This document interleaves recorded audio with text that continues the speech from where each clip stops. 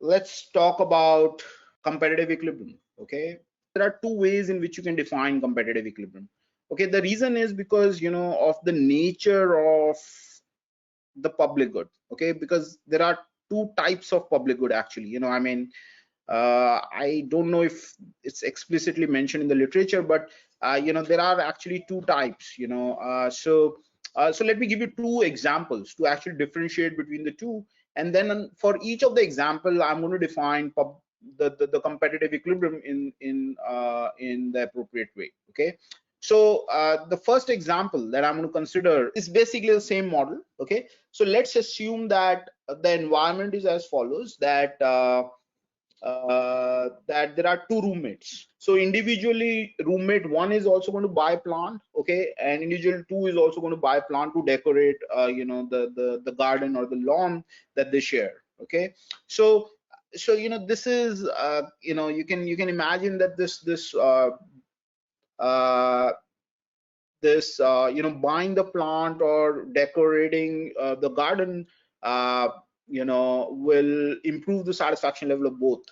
Okay, so basically the total number of plants that are bought will improve the satisfaction level of both. So you can imagine that this is a public good, where public is these two roommates. Okay, and the amount that they're going to just whatever money that they have, that's you can think of as a private good.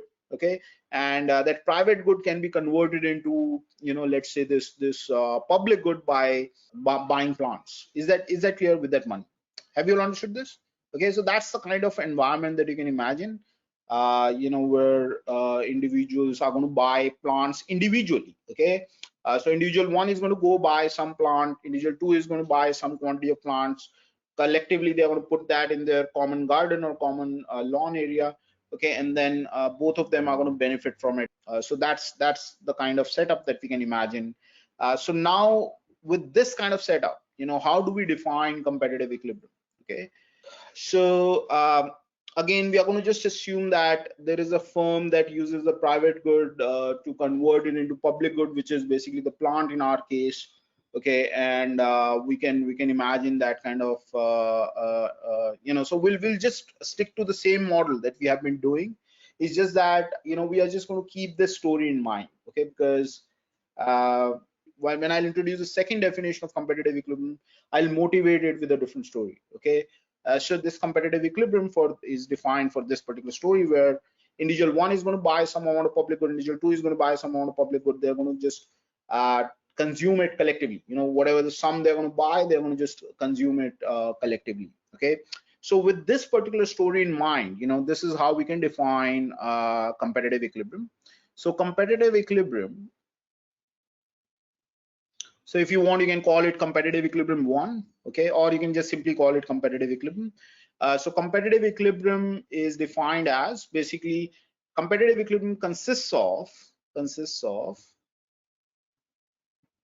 prices and the allocation. Okay, so prices of what? Price of the private good and the public good. Okay, so we are going to assume that private good is always desirable. Okay, so private good is desirable. That means the margin utility of private good is always positive.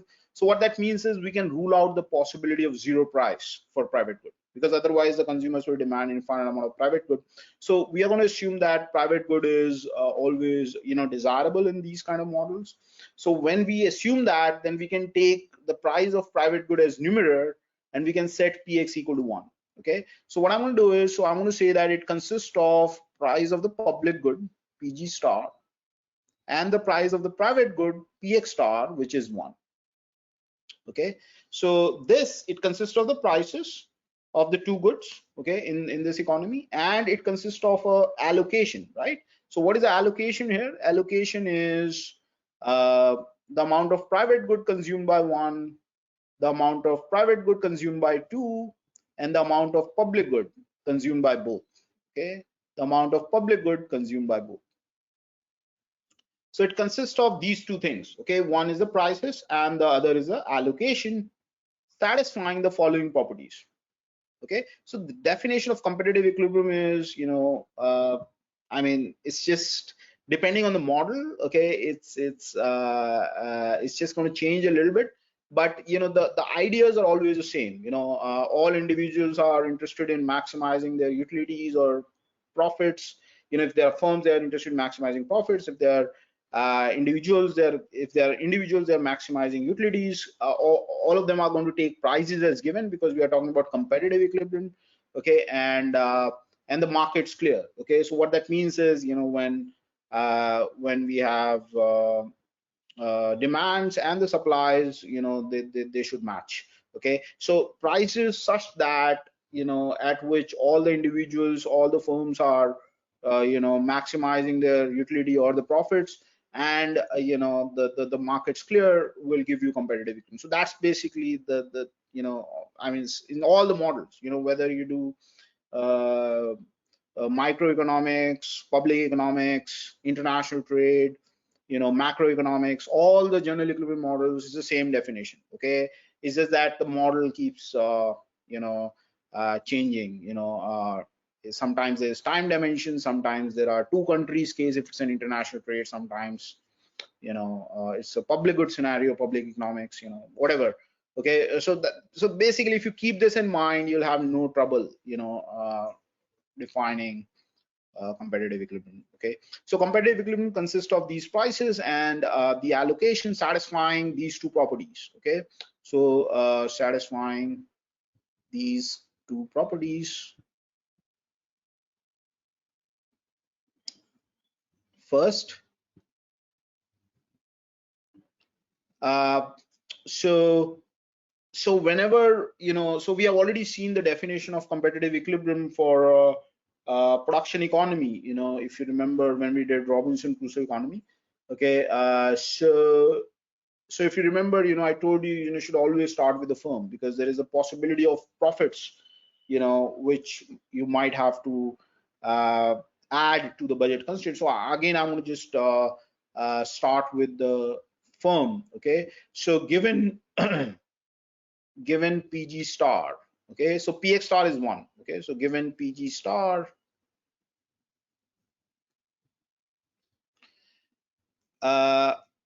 G star, comma,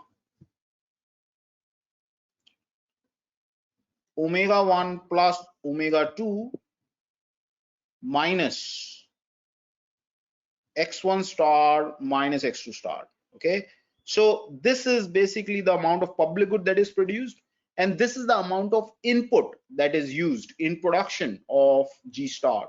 Okay, so given this price, this particular amount of public good, and this is the amount of private good that is used as input, okay, should be the solution to the profit maximization problem of the firm. Okay, so solves the following problem, which is maximize with respect to G and X naught.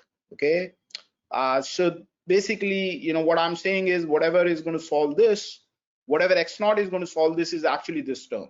Okay, so I'm just writing that as X naught.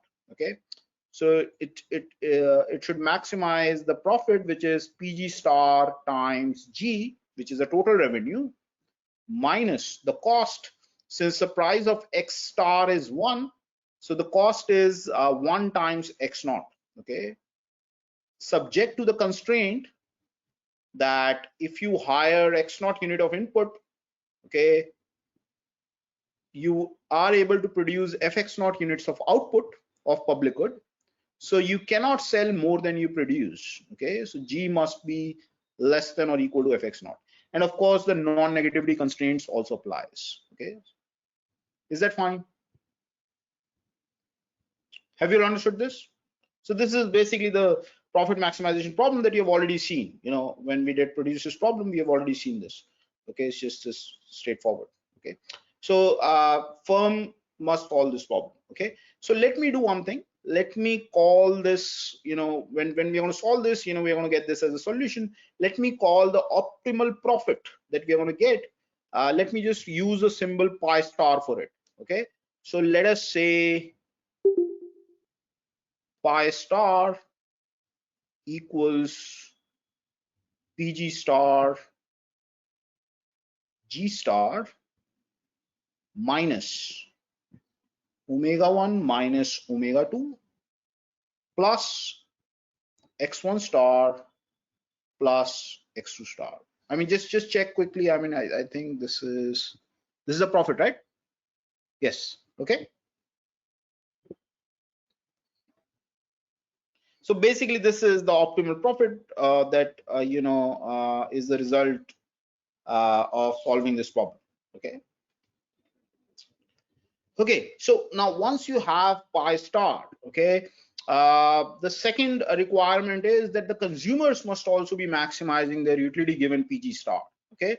So second requirement is given PG star, consumers must be maximizing utility. Now there is one thing that is that we need to be careful here, that if you see individuals are taking their decisions about how much amount of public good that they want to buy, and then they collectively consume whatever each of them buy, right? I mean, so individual one is going to say that, okay, I'm going to buy G1, individual two is going to say I'm going to buy G2, and then G1 plus G2 is what they end up consuming. Is that fine? Right? Okay, so we have to keep this in mind. Okay, now individual one's utility is not just affected by his own choice of G1, but it is also affected by the other person's choice of G2, because his utility is a function of G, which is G1 plus G2, right? So G1, so G1 is basically individual, what individual one decide to buy. G2 is individual two's decision of purchase of public good. Okay, so collectively, they'll consume G1 plus G2. So this is exactly the setup, the strategic game setup, right? I mean, where both individuals simultaneously decide G1 and G2, and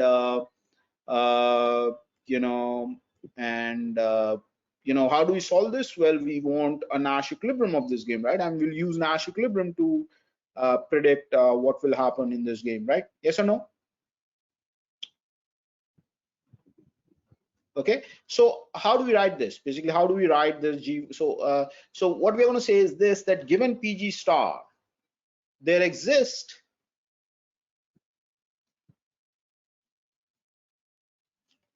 G1 star, G2 star, such that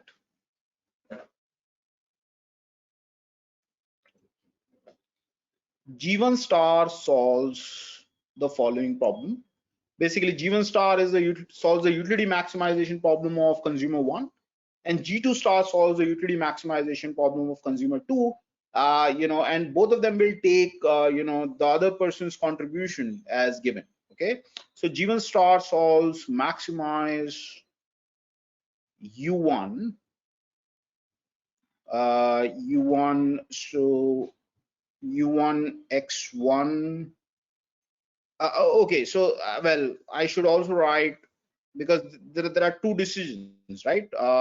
So X1 star G1 star solves maximize with respect to X1 G1, U1 X1 G1 plus G2 star. Okay, so notice that this is something that individual one is going to take as given. Okay, so he's going to choose X1 G1 so that he maximizes his utility subject to the budget constraint. Okay, so what is the budget constraint? It is that the expenditure, okay, on private good and the public good, which is PG star G1, okay, must be less than or equal to the value of the endowment, okay, which is omega 1, okay, because the price of the private good is 1, so the value of the endowment is also omega 1, okay, which is the total endowment of private good with individual 1, plus theta 1 pi star, because individual 1 owns 100 theta 1% of the firm that produces public good. So the profit from it will be added to the income of consumer 1. Okay, so consumer 1 is going to choose X1 star G1 star such that he maximizes his utility subject to this budget constraint. Obviously, again, the non-negativity constraint applies. Is that clear? Okay, and similarly for consumer 2. Okay, so consumer 2 also solves, so x2 star g2 star solves maximize x2 g2, okay, with respect to x2 g2, u2 x2 g1 star plus g2, subject to the constraint that x2 plus pg star g2 is less than or equal to omega 2 plus theta 2 pi star. Okay, is that fine? Okay, and finally the last condition is that these two, along with these two, g1 star plus g2 star must be equal to g star. Okay, so g1 star plus g2 star must also be equal to g star. Okay, so that's it. This is the definition of competitive equilibrium.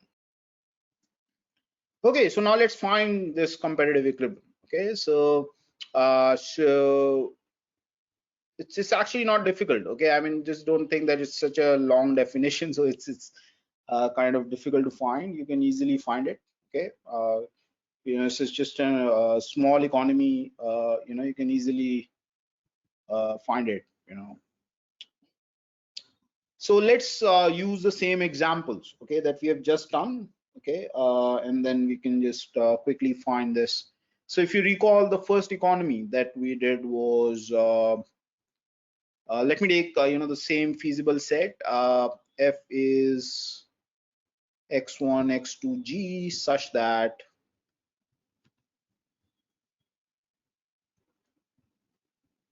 x1 plus x2 plus g equal to 10.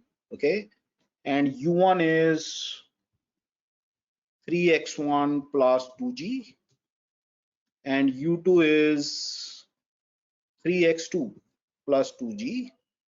And if you recall, okay, so in this case we have to also define how much of the total endowment is of individual 1 and how much out of the total endowment is of individual 2. Okay, so let me just write individual endowments as 4 and 6. So omega 1 is 4, omega 2 is 6, and we also have to define the shares. Okay, so let's say theta 1 is equal to theta 2 is equal to 0.5. So both of them own 50% of the firm. Okay, so and we also need the production function. Well, that's already there actually. It's implicit in the feasible set, but let me just write it explicitly. So g is equal to fx naught is equal to x naught. Okay, so this is your so we have completely defined the environment now, the model. Okay, now what we can do is we can figure out the competitive equilibrium. Okay, so how do we figure out the competitive equilibrium? We'll start with the firm. Okay, we'll start with the firm. Okay, so so again, as I've told you, you can take price of x as numerator. So basically our objective is to find the price of the public good. Okay, okay, so what is the firm's problem? Firm's problem is to maximize pg times g minus x naught with respect to g and x naught, subject to the constraint that g must be less than or equal to x naught, right? Because this is fx naught, which should be bigger than or equal to what is the sale, right? I mean, the production of public good must be at least as big as the amount of public goods sold.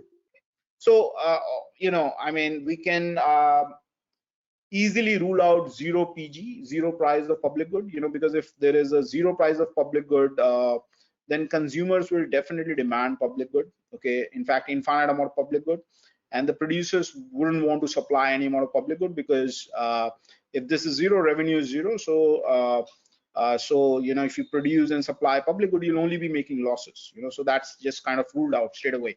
So that means price of public good must be strictly positive. Okay, so well, we have already seen it's actually the problem that we have seen. It's a CRS technology. okay, you know, so if PG is positive, G, you know, you will never, you know, first of all, this constraint will bind, okay.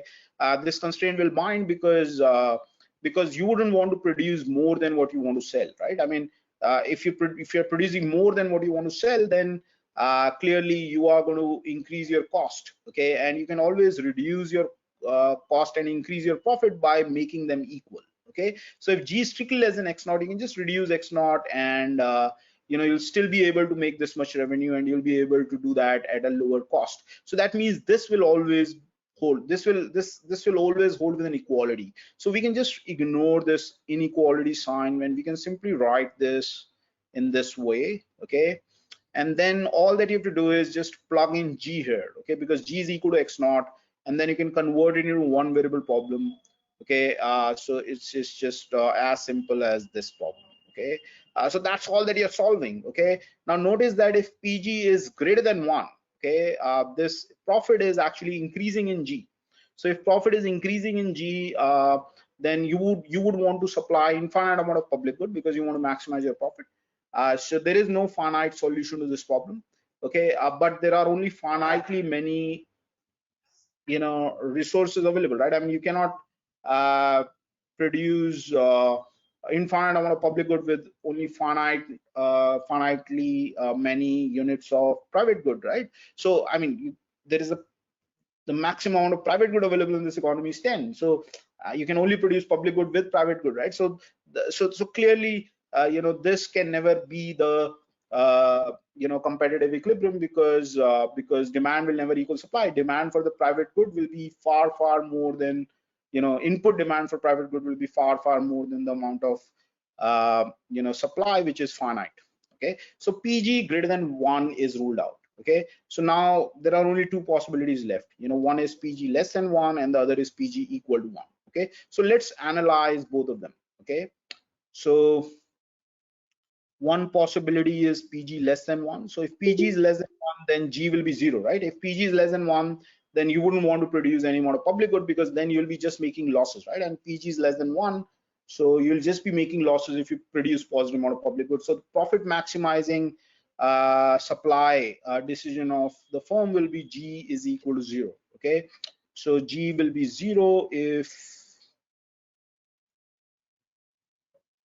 PG is less than 1, okay. And what if PG is equal to 1? Notice that if PG is equal to 1, you'll always be making 0 profit no matter what.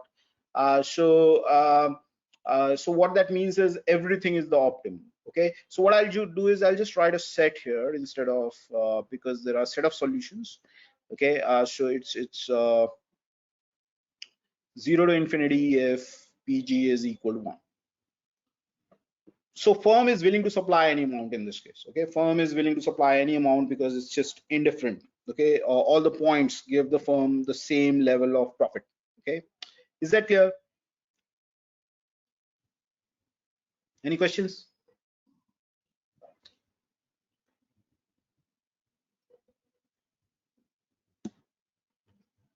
Okay, now notice that in both cases the profit, the optimal profit is 0, okay. So the profit is 0 in both cases, so we don't have to bother about the shares as well now, because if the profit is 0, then, you know, like 50% owning 50%, 70% doesn't matter, okay. You'll only get you know, your share of profit will always be 0. So so basically, you know, even if this would have been anything different, you know, it wouldn't have make any difference to the solution. So anyways, you know, let's just take these as you know, because this is 0 in both cases. You know, if PG is less than 1, you supply 0 units, and yeah, if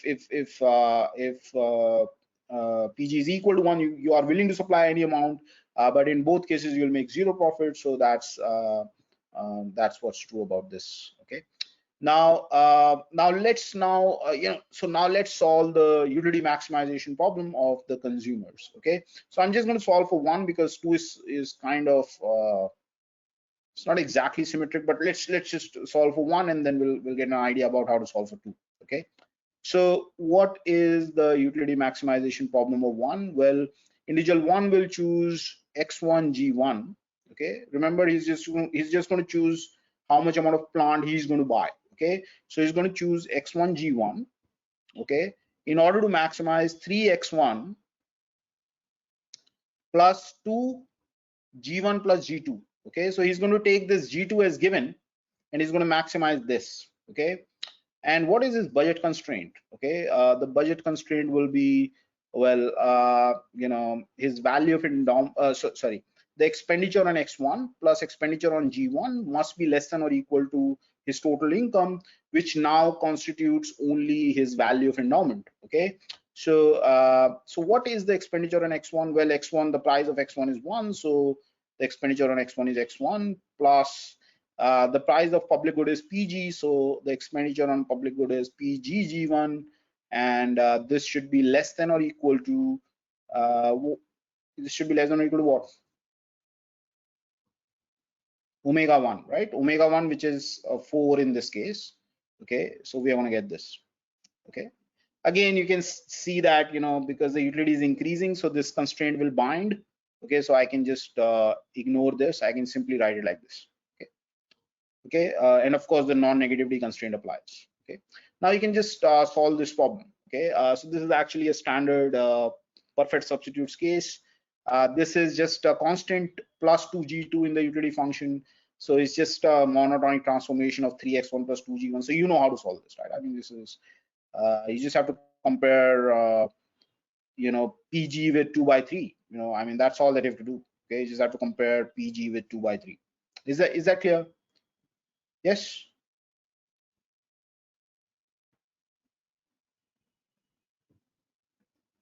Okay.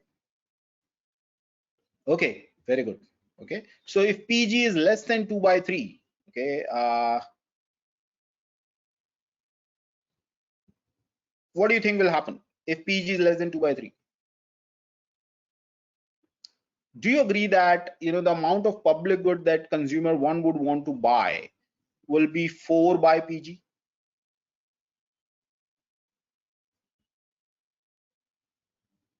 Because he would like to spend all his money on the cheaper one, which is the public good in this case. So he's going to say that, okay, I want to buy 4 by PG units of public good if PG is less than 2 by 3. Okay, so clearly you can rule this out because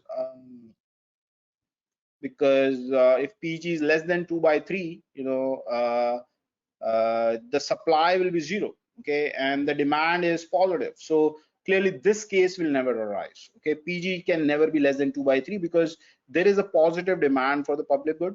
And I mean, we don't even have to look at the other individual to rule this case out, because it's the sum of the demands of the public good that we want to be supplied by this firm.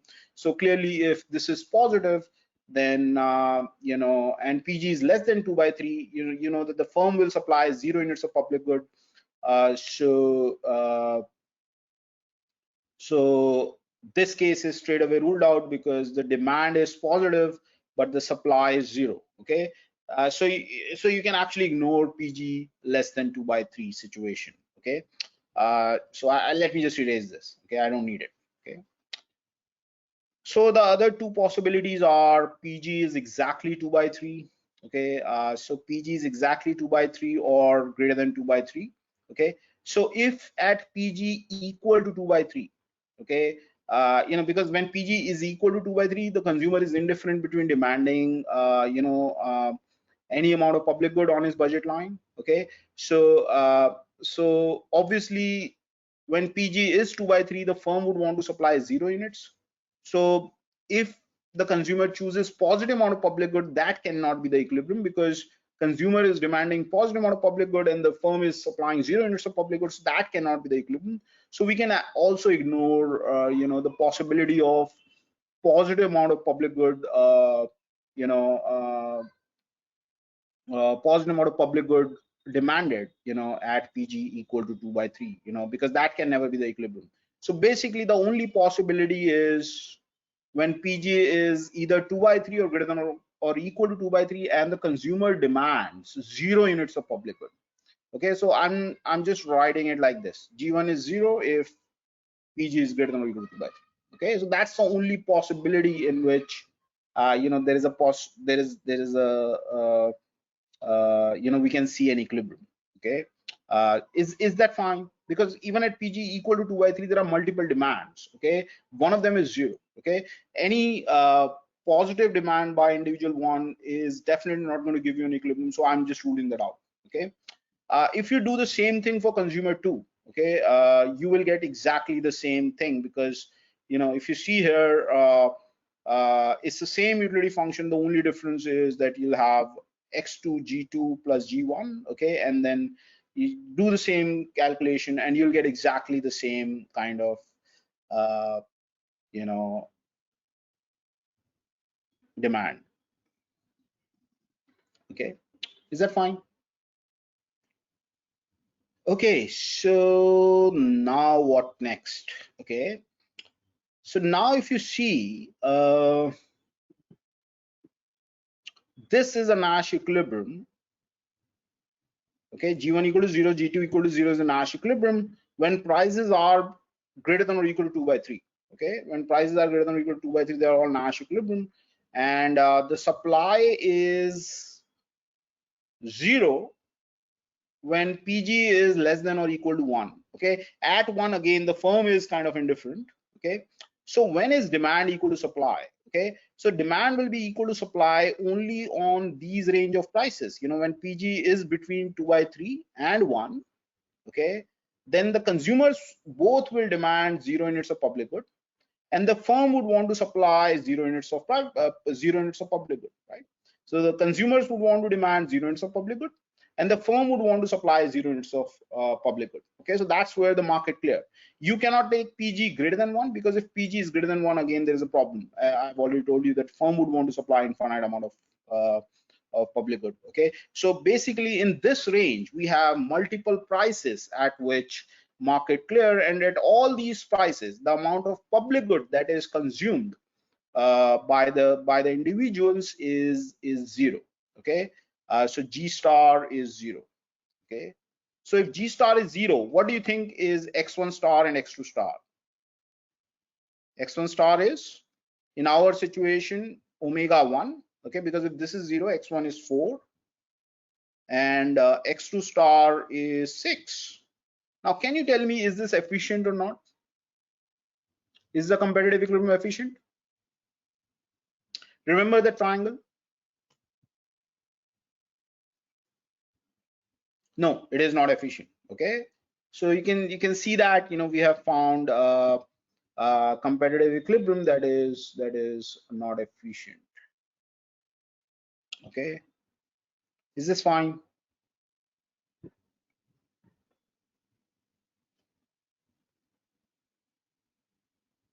Okay, now the reason why this is happening, because let me just try and tell you why this is happening is because if you see, the individuals are actually they are buying the public good uh, only keeping their own interest in mind.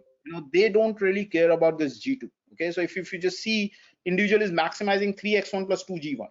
Okay, I mean, of course it does, G2 does affect their utility, but they don't really care about what effect G1 has on the other players satisfaction. Okay, so if you increase G1, okay, it's not only going to increase the utility of individual 1 but also the utility of individual 2. But when individuals are taking this decision about how much amount of public good to buy, they completely ignore this benefit that their purchase will have on the other player. Okay, so when they ignore this, it leads to under provision of public good. Okay, because the benefits of the benefits are not taken into account fully while making the decision. Okay, so that is why it is it is giving you inefficient outcome.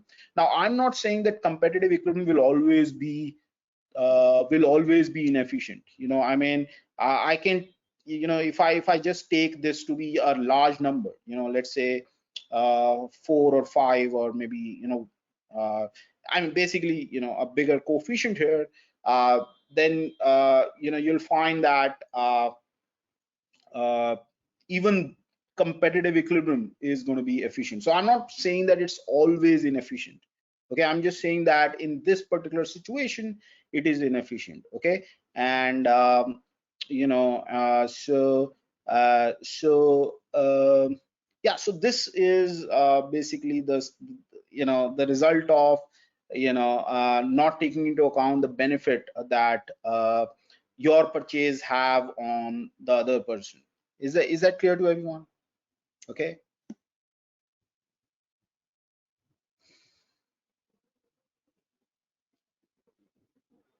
have you understood this? Any questions?